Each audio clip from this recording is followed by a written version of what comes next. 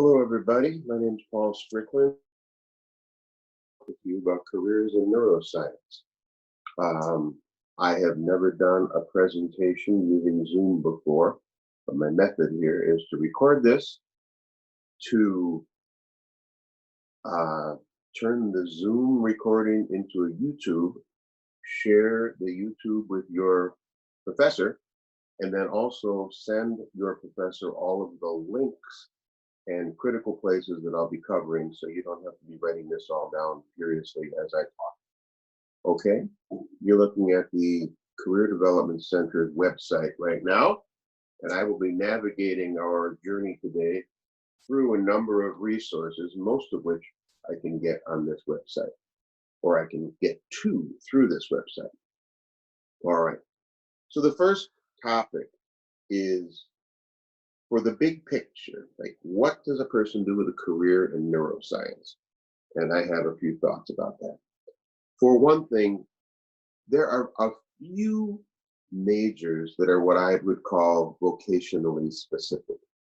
If you are going to be an accountant, you're probably going to major in accounting. You might do any number of things after your first job in accounting. You might go in a completely different direction, but it would be strange to major in accounting if you didn't think you were going to at some point be an accountant. Similarly, if you were going to major in education, you were probably going to be a teacher, and it would be strange to want to be a teacher and not major in education. Most majors are not as specific as that vocationally. Most majors can lead to a number of things. So the answer to the question, what can I do with this major, is frequently rather multifaceted. So it's not so much that there is one answer. A lot of times the process is asking a lot of good questions and getting to an answer that works for you. So why do I have the career development model up? The reason I have the career development model up is because this is a context in which everybody that I have worked with for a long, long time that comes into my office is somewhere in these 360 degrees. I'm just going to touch on each of these quadrants a little bit. You might not know it, but you're already engaged in what I would call career management. You're kind of understanding the job cycle of a student to one degree or another. You're looking out over the horizon. You are understanding that I'm not always going to be a student. At some point, I'm going to be out there looking for something. What do I want to look for? Do I want to look for a graduate school? Do I want to look for a job? And whether it's graduate school or a job, what will that be? Good question. And when you're out there looking, they're going to be, whether it's grad programs or whether it's employers, people will be asking questions and you will be communicating. You'll want to be in a good position to answer their questions and to effectively communicate. What are you communicating about? Well, you'll be communicating about how the person you are, your interests, your skills, your motivators, the experiences you've been putting together, you think makes you a match for what's out there. So if at some point you're interviewing for medical school and they say, why do you want to go to medical school? They're not looking at this wheel, but on some level they're thinking, does this person know what medical school is? Do they know how hard it is? Do they have a sense of what their direction is going to be if they go to medical school? Can they persuade us that the person they are is going to be a good match for us? So everything we're talking about is in here. Some of you may be further along than others in this. Some of you may already know, I want to do research, or I want to eventually become a physician's assistant or whatever. That is great. Some of you are probably at a different place on the continuum. That's also fine. You're doing the work now so that later you'll have answers to these good questions. So a lot of things happen in this context. If you'd like to generate possibilities, I want to show you a tool that our office subscribes to. It's called Pathway U. Pathway U is something that looks at the person you are, your interests, etc., and it asks you questions and it generates career possibilities. So just briefly taking a look at my results when I took Pathway U, it says, these are your interests based on how you answered the questions. These are your values, your personality, the things that you like in a workplace. Then it says, well, given who you are, Paul, what are some potential career matches? Well, the first thing you'll see is view options by subject: education, human services, arts media, marketing and sales. Now, if I were in neuroscience, I would probably say, I wonder what the careers are for me here. A few very strong ones, some weak ones, but I click on this and it will tell me, okay, if I were going to go in this field, some things would make more sense than others. If I'm interested in knowing what an occupational therapist does, I would click on this and I would say, okay, do I like the sound of what these people need to do? I might watch the video of what these people do. Do I like the salary? All right. If I were going to major, if I had a goal of becoming an occupational therapist, what are the programs at St. Thomas that I might major in? So you can see people might have any number of paths to becoming a person qualified to be eventually going into a grad program in occupational therapy. All right. So again, I'll be sending links. If you take this tool, you will notice somewhere in here, prompt questions. Oh yeah, this is my view. Your view will be a little different. Anyway, there's a link to making an appointment with the Career Development Center to talk about your results. No test can tell you this is exactly what you should do, but it generates possibilities. This one generates the possibilities based on your interests and values. And when you link to this, it's all of the careers identified by a really comprehensive website called ONET. Okay. So this is just one tool to potentially help you to narrow down your search a little bit. I'm gonna click out of here. Search. Okay, now I go back. All right. So I'm back at our primary website. The spokes on this wheel are linked to, in a more linear fashion, in a link that we call career resources. So for this topic, we would click on major and career exploration. And what we've organized here is whether it's links, which these are, or PDFs, doing informational interviewing and networking to learn more about a field you might be in, that sort of thing. Or just basic websites. This is one that St. Thomas has, career fields for my major. I can click on neuroscience majors, and it kind of gives me an overview. Then I want to go back. This is one we subscribe to that I like a lot. Oops. And we actually pay a small annual fee to another university, view all majors, and we can go down to, well, any major, although sometimes there's a variance because this is another university site, and sometimes you'll find, in this case, we do see neuroscience, but sometimes it might be listed as neurobiology or something. So you have to be creative in your searches. But when we look at neuroscience, the reason that I like this site is it breaks things out into areas, types of employers, strategies if you're going to go into that.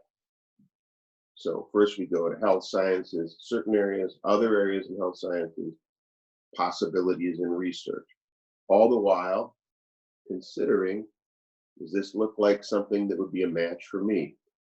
Just that going back to that career model all the time, reflecting on, is this a direction I want to go in? All right. Oh, I'm just going to mention in passing that my topic, what I've been asked to talk to you about today, is not grad school. However, they're not completely mutually exclusive. When you click on something like occupational therapist, you'll find, oops, there's grad school. If you're planning to go to uh, become a general practitioner physician, you'll go to grad school. This link will bring you to information about grad schools. The two key ones here are gradschools.com and Peterson's Grad Schools. You can look up physician's assistant programs in Colorado, and that will bring you to that resource. Okay. So now, the next place that I want to go is to some apples and apples comparisons. One of the things we're doing here is we're trying to narrow down our choices, but also keep our mind open, maybe learn about things that we never knew were possibilities. So I'm going to go to what might seem, one second here, I'm going to go to LinkedIn. Before I go to LinkedIn, I'm going to click on this link called networking. And for those of you that don't have a LinkedIn profile, I would encourage you to spend a little bit of time with this document. A LinkedIn profile is basically your resume with a picture. From that point, it gets a little more complicated, and you can think of it as a process that you'll be tweaking and editing over time, rather than something that you're necessarily going to finish this weekend. People think of LinkedIn primarily as a networking tool. In case you're not familiar with it, if you think of Facebook as social networking, LinkedIn is professional networking. So you connect with faculty members, you connect with fellow students, you connect with people who have supervised you in jobs or families that you work for if you were a nanny or something like that. It's a professional network. So I think it's a good tool for networking. It's also a really good tool for doing research. Pardon me. What am I going to do? Pardon me. Oops. What am I going to do here? So if I'm interested in neuroscience, I want to show you a little trick. This is my profile. Then I go to view profile. So here's me. You can see what a LinkedIn profile looks like. You can see it's basically a resume. You'll also see that I have 217 connections. That's not a ton of them, and it's not minimal. It's kind of probably average. Some people connect like wildfire. Some people are more selective. But once you have, I think it's 20 connections, they let you do a few things that you can't do until you build your connections. And I would encourage you to build your connection so that you can take the next step. Here I am in my profile. Now, there's a number of ways to get to this. I could search University of St. Thomas, but I'm just going to click on the part of my profile where it says University of St. Thomas. And I'm going to go to me, that's my profile. Oops, that's not right. Yeah, I just did that twice. Gonna do that again. University of St. Thomas. And then I'm going to go to people jobs. They're always changing things here on me. Give me just a second. I'm not going to let this defeat me. More. Content, jobs, people. All right. I guess I'll do it this way. University of St. Thomas. I apologize. It, of course, is doing something. People, jobs, companies, groups, people. All right, I'm going to type this all the way in. Alumni. Usually the tab just comes up.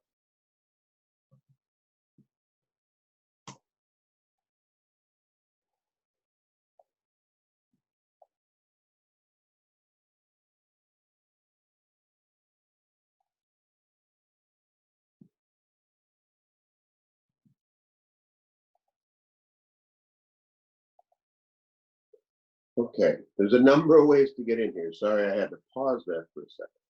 But where I went to was linkedin.com/school/University of St. Thomas.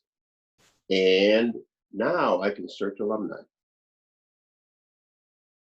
And you can see there's 75,724 University of St. Thomas alumni on LinkedIn. Now I can type in Neuroscience. And that number is going to come down quite a bit to 588 alumni. But this is going to give me great information. So where do these people work? So of these 500 some odd people, University of St. Thomas, Medtronic, University of Minnesota, Allina Health, and so on down the line. So I might think, wow, I'm interested in utilizing this degree in business. And I was thinking about someplace like Medtronic. What sort of title might I have? And I can see that people they get titles like compliance audit specialist, risk management and reliability engineer. 2014 neuroscience major is a clinical research specialist at Medtronic. All right. So some people give you more information than others, but some of them will give you a nice look at what does a clinical research specialist do. Something nice to know, right? So you get the basic idea here. Now, if you're really interested in working at Medtronic, you can reach out to the 13 people here that say, I'm working at Medtronic or I work at Medtronic, and say to them, I'd like to learn more about Medtronic or what it took to get there. That's back to the idea of networking and informational interviewing, which is kind of a separate topic, but also delved into in those LibGuide tabs under the topic of networking and informational interviewing that I showed you a minute or two ago, which will also be in the links that I send to your instructor. All right. Now, if you send an email or try to connect with, let's just say 7 people, and 6 of them ignore you because they're too busy or because they don't get your message or whatever, don't worry about it. You're worried about the one that does get back to you. And when that one does get back to you, where you're going to go is all the way back to the beginning of this.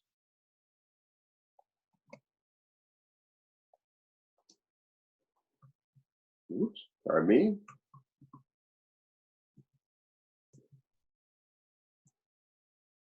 You're going to be going all the way back to the beginning of this and asking them questions about things like deepening the purple section. What do you do? Why do you like it? What does it take to get in there? Reflecting on, does this sound like something I would like to do? So LinkedIn is a really great tool for research. The University of St. Thomas has added its own tool, though. And I'm going to show you that.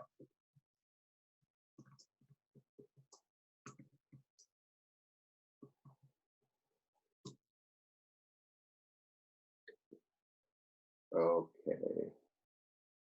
St. Thomas Connect. Once you have a LinkedIn profile, you load it into St. Thomas Connect. And the nice thing about St. Thomas Connect for networking is that these folks tell us in advance what they're willing to help with. So I'm going to search neuroscience again.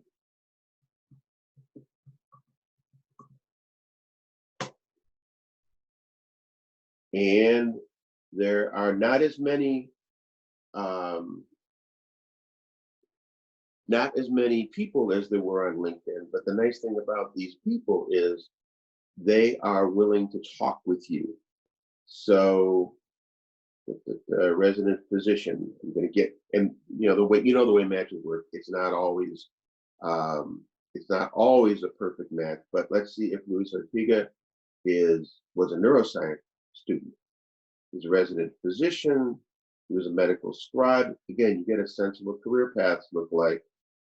He's given us lots of information and graduated in neuroscience with a Justice and Peace Studies minor in 2014. He is here to help with applying to medical school, taking advantage of your time in school. Some people check the box. You check different boxes. Everybody has a chance to check different boxes. Some people check the box for job shadowing or informational interviewing. So again, everything we're talking about is deepening your knowledge of the range of possibilities that are out there. All right. Now we're going to circle back to the beginning. What we've covered today is how to make this connection. You, what's out there. If I major in neuroscience, in summary, there's not just one thing I can do. I might already have a notion in my head that there's only one thing I want to do, and that's fine.